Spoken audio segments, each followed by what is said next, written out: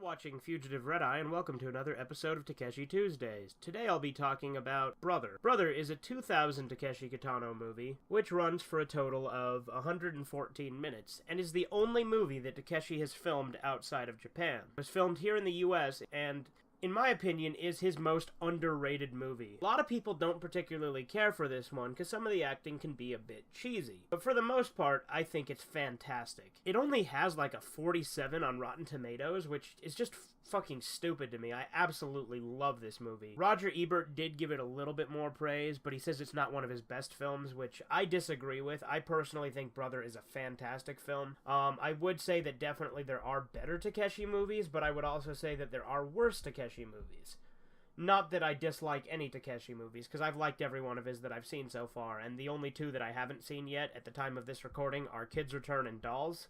And I do own Kids Return, and we'll be watching it probably later tonight on the day I'm recording this, but again, that won't come out till Season 2 of Takeshi Tuesdays. I have seen the movie before this that he did, Kikujiro, but again, that's saved for Season 2 since I have Season 1 already pre-planned out.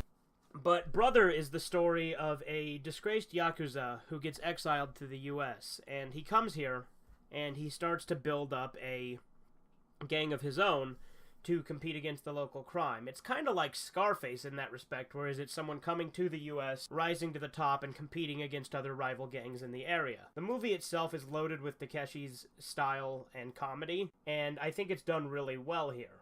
And I think this is one that's easier for some newer fans to start with when they're getting into Takeshi, because it is completely in English for the most part. There's a few scenes that are exclusively in Japanese, and Takeshi's character rarely speaks English, but he rarely speaks in general. Most of the characters around him are speaking English during most of the time of this movie. This movie also has our boy Tsusumu Terajima, who I like to call Michael Jordan, just because of this movie. There's a scene where he's playing basketball and keeps referring to himself as Michael Jordan. Hey,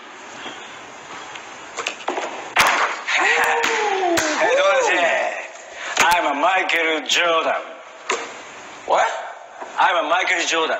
Nah, you more like Michael Gordon, not Michael Jordan. Don't get it twisted. You more Michael Gordon. Gordon, yeah, that's you. I'm the Michael Jordan. You know what I mean? You know what I mean? Y'all got Michael Jordan? Not our Michael Jordan. No, I'm a Michael Jordan. Oh, okay. The same Michael Jordan. No, not the bald head Mike. Ah, You like Shaquille O'Neal. That's Shaquille O'Neal right there. That's who you like.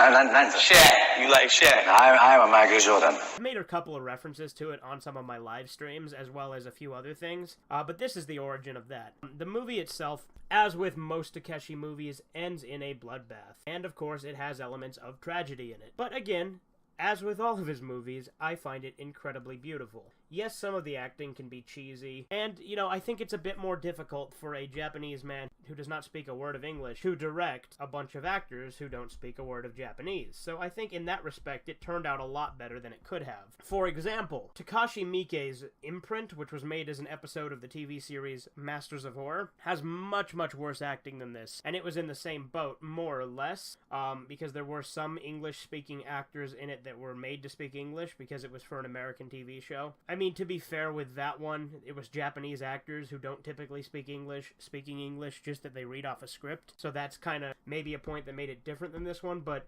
regardless, I'm just saying, an English-made film by a Japanese director who doesn't speak English can turn out worse than this. And I'm not saying that's a bad movie either. I'm just saying that it definitely shows that Brother's acting really isn't that bad when you think about it. And to be fair, there were plenty of other American-made movies at the time that had worse acting, so I do think that a lot of people are a little bit more harsh on this than need be. The movie itself, being called Brother, is really shown towards the ending. I won't spoil anything, but the bonds he builds up with his gang, particularly a guy named Denny, who's played by Omar Epps, the way they get close together and bond is something that I really like about this movie, because it's about brotherhood.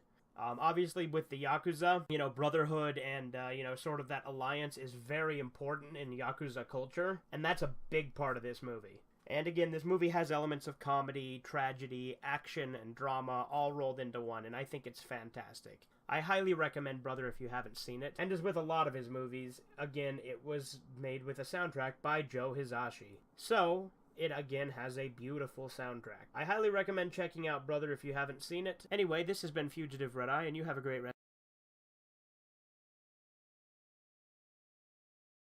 I'm a Michael Jordan.